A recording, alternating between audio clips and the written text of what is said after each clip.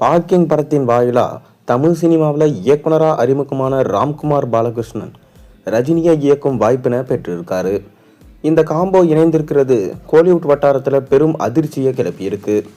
இதனிடையில் இவர்கள் கூட்டணி அமைக்க உள்ள தலைவர் 173 பட அறிவிப்புக்காக ரசிகர்கள் பெரிதும் எதிர்பார்ப்போடு காத்திருக்காங்க. அதாவது ரஜினியோட 173வது படத்தை பார்க்கிங் ராம்குமார் பாலகிருஷ்ணன் இயக்க இருக்கிறது கிட்டத்தட்ட உறுதியாகி இருக்கிறதா சினிமா வட்டாரங்கள் தெரிவிக்கின்றாங்க. இதற்கான அதிகாரப்பூர்வ அறிவிப்புக்காக ரசிகர்கள் ஆர்வமோட காத்துல இருக்காங்க. இதனிடையில் ரஜினியின் பிறந்த நாளை முன்னிட்டு வரும் டிசம்பர் 12ஆம் தேதி இந்த அறிவிப்பு வெளியாகும் என எதிர்பார்க்கப்படுகிறது. இந்த நிலையில் தலைவர் 173 அறிவிப்பதில் சிக்கல் ஒன்று ஏற்பட்டிருக்கிறதா தகவல்கள் வெளியாயிருக்கு. ராஜ்கமல் பிலிம்ஸ் நிறுவனத்தின் தயாரிப்பில் உருவாவதா அறிவிக்கப்பட்ட தலைவர் 173 படத்தில் இருந்து சுந்தர் சி விலகியதை தொடர்ந்து பலரும் ரஜினியை சந்தித்து கதை கூறி வந்தாங்க.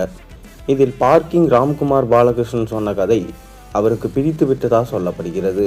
இது சிம்பு நடிப்பில் அவர் இயக்கவிருந்த STR49 படத்துடைய ஸ்கிரிப்ட் என்றும் ஒரு தகவல்கள் வெளியானது. இந்த நிலையில் இந்த படத்தின தயாரிப்பு தான் இருந்த டான் பிக்சர்ஸ் ஆகாஷ் பாஸ்கரனிடமிருந்து NOC பெற்று வருமாறு ரஜினி கமல் தரப்பிலிருந்து இயக்குனர் ராம்குமார் பாலகிருஷ்ணனிடம் கூறியிருக்காங்க. அவர் NOC கொடுத்த பின்னரே தலைவர் 173 படத்தோட அதிகாரப்பூர்வமான அறிவிப்பு வெளியாகும் என சொல்லப்படுகிறது. இதனிடையில் STR49 படத்துக்காக சிம்பு மற்றும் சந்தானத்துக்கு டான் பிக்சர்ஸ் சார்பில் அட்வான்ஸ் பணம் கொடுக்கப்பட்டிருக்கு.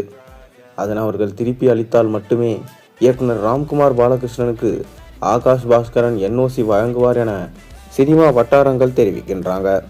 இதனால் ரஜினியின் பிறந்த நாளான டிசம்பர் 12ஆம் தேதி தலைவர் 173 அறிவிப்பு வெளியாகுமா என்ற கேள்விகள் எழுந்திருக்கு. முன்னதாக ராஜ்கமல் பிலிம்ஸ் நிறுவனத்தின் தயாரிப்பில் ரஜினி நடிப்பில் சுந்தர் சி இயக்க தலைவர் 173 படம் உருவாகுவதா அறிவிக்கப்பட்டது.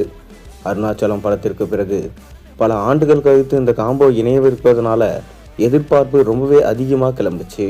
ஆனால் திடீரென சுந்தர் சி இந்த படத்திலிருந்து விலகுவதா அறிவித்து ரசிகர்களை அதிர்ச்சி அடைய செஞ்சார்.